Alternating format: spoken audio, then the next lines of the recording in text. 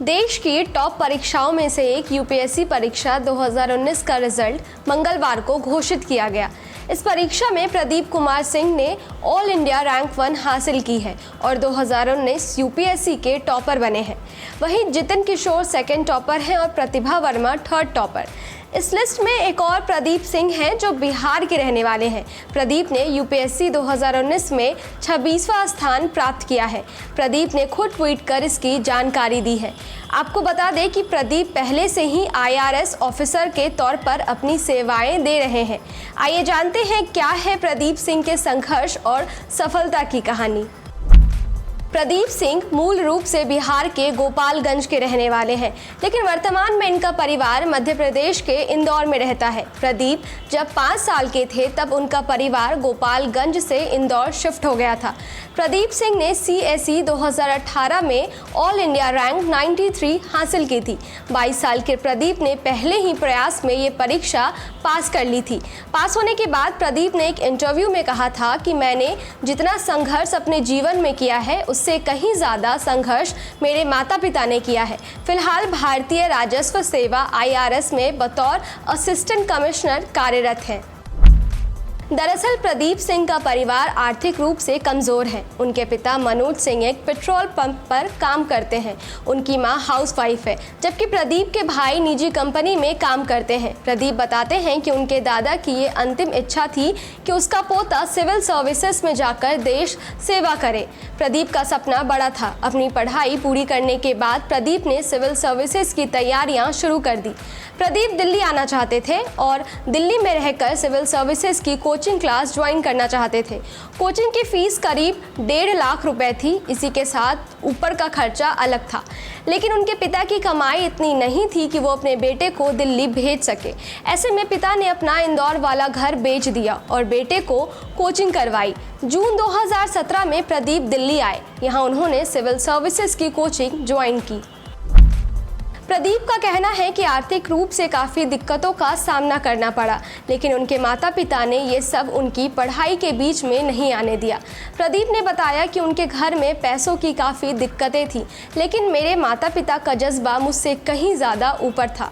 News agency ANI से बातचीत में प्रदीप के पिता ने कहा था कि मैं इंदौर में एक पेट्रोल पंप पर काम करता हूँ। मैं हमेशा अपने बच्चों को शिक्षित करना चाहता था ताकि वो जीवन में अच्छा कर सके। प्रदीप के पिता ने बताया कि उनका बेटा यूपीएससी की परीक्षा देना चाहता था, लेकिन उनके पास पैसे की कमी थी। ऐसे में मैंने अपने बेटे की पढ़ाई के खातिर अपना घर बेच दिया। उस दौरान मेरे परिवार को काफ़ी संघर्ष करना पड़ा था, लेकिन आज मैं बेटे की सफलता से काफ़ी खुश हूँ।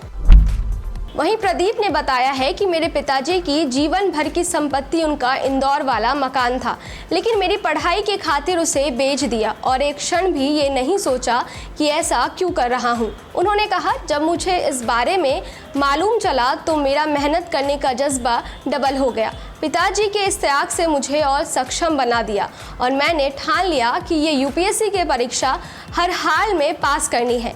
उन्होंने आगे बताया कि पापा और भाई ने मेरी पढ़ाई का काफ़ी ख्याल रखा। जब मेरी यूपीएससी की मेंस परीक्षा चल रही थी उस दौरान मेरी मां अस्पताल में एडमिट थी, लेकिन इस बात की जानकारी मुझे नहीं दी गई ताकि मैं किसी भी तरह से टेंशन ना लूं जिसका असर मेरी पढ़ाई पर ना पड़े। प्रदीप ने बताया कि पिता ने घर ही नहीं बल्कि गांव की बिहार के गोपालगंज की पुश्तैनी ज़मीन भी मेरी पढ़ाई के खातिर बेच दी ताकि दिल्ली में मुझे किसी भी तरह से पैसों की दिक्कत ना हो। आपको बता दें कि यूपीएससी की परीक्षा में कुल 829 कैंडिडेट इस बार सेलेक्ट हुए हैं, जिसमें से 304 कैंडिडेट जनरल कैटेगरी से चुनकर आए हैं। 78 ईडब्ल्यूएस यानी इकोनॉमिकल वीकर सेक्शन से, 251 ओबीसी और 129 एससी कैटेगरी से हैं। वहीं 67 कैंडिडेट एसटी कैटेगरी से हैं। मालूम हो कि इस बार कोरोना काल होने के चलते यूपीएससी के कुछ इंटरव्यूज स्थगित कर दिए गए थे, लेकिन बाद में यूपीएससी ने इंटरव्यू 20 जुलाई से लेना शुरू कर दिया। यूपीएससी ने अपने बयान में कहा था कि लॉकडाउन के चलते क्योंकि रेल सेवा पूरी तरह चालू नहीं है, इसलिए आयोग ने एक बारगी उपाय के तौर पर पर्सनैलिटी टेस्ट के लिए दिल्ली आने वाले कैंडिडेट को आने जाने का मुआवजा देने का फैसला किया। यूपीएससी के जो कैंडिडेट नई दिल्ली स्थित आयोग के कार्यालय पहुंचे थे उन्हें यहां एक शील्ड किट भी दी। इस किट में एक face mask, face shield sanitizer की एक बोतल और दस्ताने दिए गए थे। ये सभी इंतजाम कोरोना के बचाव के लिए किए गए थे। यूपीएससी के जो कैंडिडेट्स नई दिल्ली स्थित आयोग के कार्यालय पहुंचे थे, उन्हें यहां एक शील्ड किट दी थी। इस किट में एक face mask, face shield, sanitizer की एक बोतल और दस्ताने दिए गए थे। ये सभी इंतजाम कोरोना से बचाव के लिए किए गए थे। ये वीडियो आपको कैसा लगा हमें कमेंट बॉक्स में लिखकर ज़रूर बताएं। इसके साथ ही हमारे YouTube चैनल दी Z+ को सब्सक्राइब कर लें। और अगर आप ये वीडियो हमारे फेसबुक पेज पर देख रहे हैं तो हमारे फेसबुक पेज को लाइक करें और फॉलो करें। शुक्रिया।